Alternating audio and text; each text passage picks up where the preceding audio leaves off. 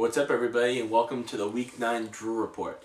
Before we get started, I want to send out a couple of special congratulations to EP and Chris, both of them having a baby soon, not with each other. Very interesting, but no, two different babies. So congratulations to Eric and Cheryl and Chris and Nikki. We have two new JFL parents coming out, so in about 15 years or so, maybe they'll want to join in the league. Hopefully we'll still be running at the time. So congratulations to all of you guys.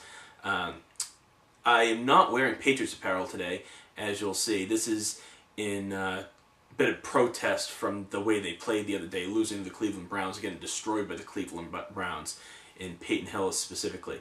So I'm in protest this week. They don't get to have me wear any Patriots gear after performing like that. We'll see how they do against the Steelers to see if I'll wear some next week.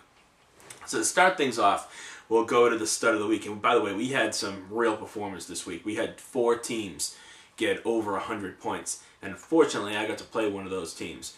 Jigga beat me about 128 to 83. And I'm not happy about it. I'll actually kind of take some of the mailbag into consideration on this particular matchup. Jay actually sent me a mailbag question, a more comment as it is, and I'll paraphrase it because it's rather long and insulting towards me, but it was basically, hey, why won't you trade me Antonio Gates? Haha, just kidding, I don't want him anymore, especially after I beat the crap out of you ridiculously this week. And I do have to take it on the chin here. I had an week, 83 points. I mean, yeah, I could have beat some people, could have lost to some people. Nothing special. Not having Antonio Gates score me any points certainly didn't help at all. He was a kind of a game time decision. I heard he was going to play, and I don't know if he just didn't get anything, but I got absolutely nothing out of him, I can tell you. Jay, on the other hand, 128 points. Let's see why. Phillip Rivers, 34 points. Michael Turner, 23 points. Jay did not get single digits out of anybody but his kicker. Everybody else had double digits. Everybody else. Who's Tammy guy, this new tight end that Indianapolis has? He had 17 points. This is ridiculous. I'm just quite annoyed. And Jay's kicking some serious bootay, namely mine. You know what? He left nothing on the bench. Nothing. Nobody on his bench had any points except for his backup quarterback who had some. So he played perfect. I really didn't leave much on my bench, but there was nothing I could have done. So I just had to take my beating like a man. Congratulations to Jay, the points champion of the league this year. He's one of the guys you're going to have to watch out for. There were some other very impressive teams this week. Next up is the Lizard Kings. Dave Bowman beating Fuji. What was the score? It was a tight one. Not really tight, but I kind of feel bad. Fuji, kind of a kick in the D, buddy. 119 to 95. So good performances by both guys. AP for Fuji getting 26 points. Peyton Hillis, he had 32 points. 32 points off the Pats. Other than that, Fuji really had nobody. Dave Bowman, on the other hand, TV Tom Brady, really our entire offense. I mean, people say Brady played bad. I don't see where you see that. There were drops all over the place. No running game, no nothing. Rob Gronkowski just completely screwed that game up for us. But Brady had 21 points, LT 10 points, TO 26 points, Mike Williams 15 points, Aaron Hernandez 17 points. His kicker had 15 points. It's great showing for the Lizard Kings. I'll incorporate some of the mailbag into this one too, because Dave Bowman asked what I think of the hottest team in the league, quote unquote, the Lizard Kings. Now I got to hand it to Dave Bowman. His team is hot. I think he's won 3 or 4 in a row. I'm not sure how many, but he's doing really well. He kind of came back from being one of the bottom feeders of the league early on. 120 points, obviously. Dave's beating me. He can really beat anybody. We actually have a 4-way tie, I think, for first place. Almost anybody's in it.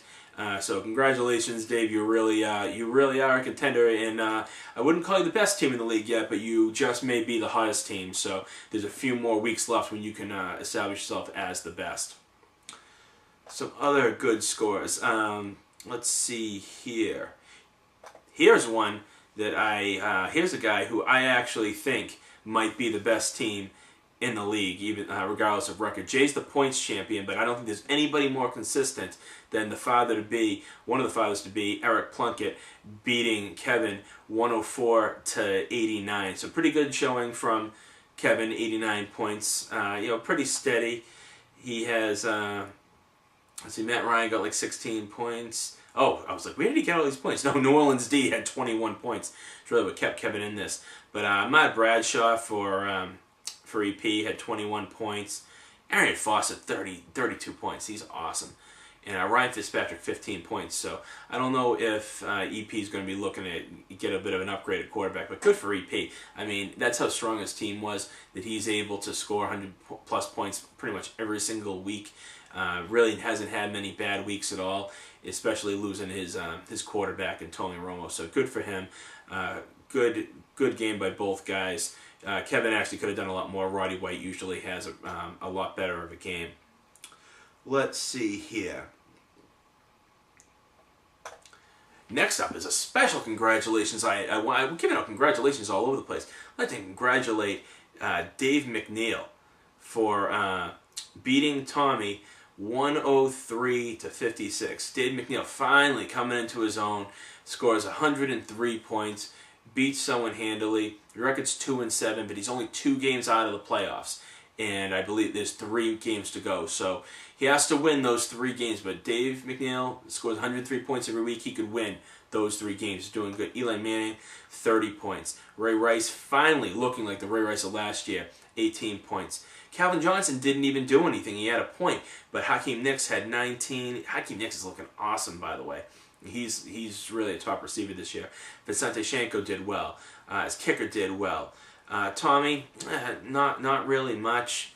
Had some guys that should have done better this year, really not doing it. Rob Gronkowski is on his team. He deserved to lose just for having him. I'm mad at Rob Gronkowski right now. Let's see here. The last one. And you know what? I didn't even look to see whose score was lower, Danielle's or Tommy's. So Tommy had 56.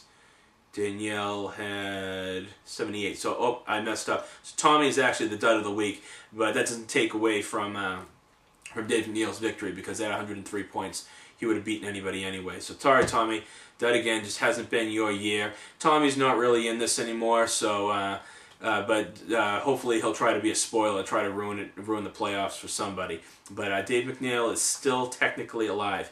Chris, I don't know how Chris does this. Chris has not touched his lineup in weeks, and he just keeps winning. He beat Danielle, and Danielle didn't have that bad a week. She had 79 points. Jake Cutler had 23 for Danielle. I don't even know who S. Johnson is for Buffalo, but he had 15 points. 12 points from her Baltimore defense. Not that bad a week. Beanie Wells had nothing. That kind of hurt her. I think she probably left some points on the bench. Let's see. Oh, no, nothing, because Danielle's entire bench was on a bye week. Not a good week for Danielle. She should have squeaked this one out, though. I do feel bad, because actually Chris left Deshaun Jackson on the bench and had his kicker on a bye week. Nothing he could have done about that. Frank Gore was on a bye week, left him out there. But he gets Aaron Rodgers, 34 points. Dwayne Bowe, 12 points. Green Bay's D, 28 points. Facing Dallas. Whoa, just grab whoever's facing Dallas or Carolina that week for your defense. They'll do well. So congratulations to Chris. But get in there and make your changes. I know you're excited about the baby and everything like that, but get in there and make your changes so you can compete in the playoffs. Danielle, you can bounce back. You're still 4-5. All you got to do is get in those playoffs. Get in the playoffs, and anything can happen. So that's really it for the scores. I did get into the two games. The two mailbag questions this week. So please keep sending the mailbag questions. I like it. I like put them out there every week. I think I've only gotten questions from Jay, McNeil, Dave Bowman, and Danielle. So that's 5 other people out there that can answer ask some mailbag questions. So please shoot those over to me, and I'll be glad to answer them. Next week I want to have a ton of mailbag questions. So hopefully I'll have a ton of those next week for you on the Drew Report.